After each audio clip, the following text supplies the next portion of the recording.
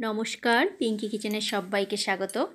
আজ তোমাদেরকে একটা সুন্দর রেসিপি করে শেয়ার করব।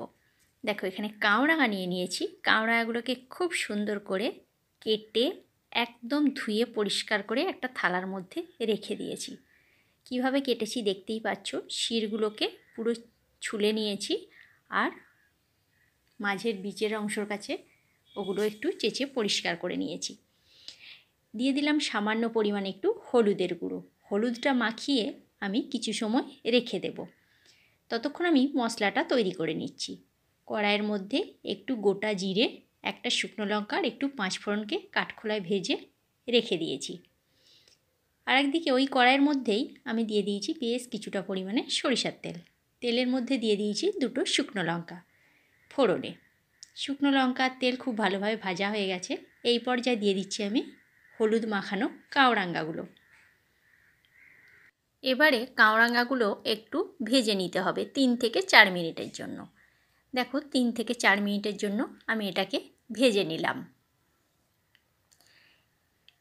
কাওড়াঙ্গা থেকে জল বেরোতে শুরু করে দিয়েছে। এই পর্যায়ে দিয়ে দিচ্ছি স্বাদ মতো লবণ। লবণটা দিলে বেশ কিছুটা পরিমাণে জল বেরিয়ে যাবে। আবারও একটু তেলের মধ্যে ভেজে নিচ্ছি।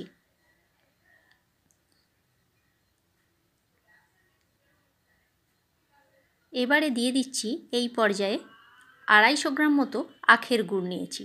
সে 250 গ্রাম আখের গুড়টা আমি এর মধ্যে দিয়ে দিলাম। দিয়ে খুন্তিতে করে খুব ভালো করে নাড়াচাড়া করে এটাকে মিশিয়ে নেব। গুড়টা দিলে আরও জল বেরোবে। এই কাওড়াঙার আচারটা শীতের দিনে রোদ্দুরে বসে বসে খেতে বেশ মজা লাগে বন্ধুরা। পুরো গুড়টা আমার দেয়া হয়ে গেছে। গুড়টা থেকে অলরেডি জল ছাড়তে শুরু করে দিয়েছে। দেখতেই পাচ্ছ কতটা পরিমাণে জল বেরিয়েছে।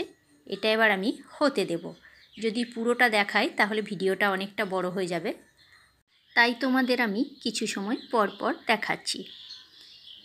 দেখো, এখনও প্রচুর পরিমাণে জল রয়েছে আর হয়েছে নাকি দেখছি।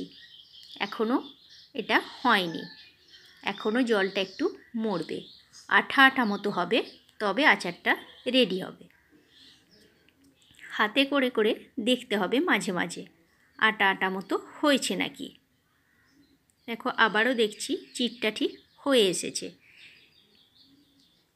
বন্ধুরা, ভিডিওটা তোমাদের যদি ভালো লেগে থাকে আমার চ্যানেলটা সাবস্ক্রাইব করার অনুরোধ রইল।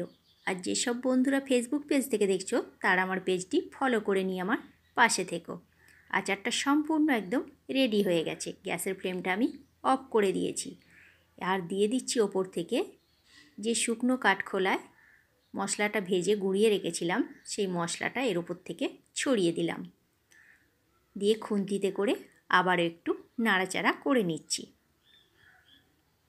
এটাকে এবার 2-3 দিন রোদ খাওয়াতে হবে। 2-3 দিন রোদ খাওয়ালে এটা টান টান হয়ে যাবে আর খেতেও খুব সুন্দর লাগবে।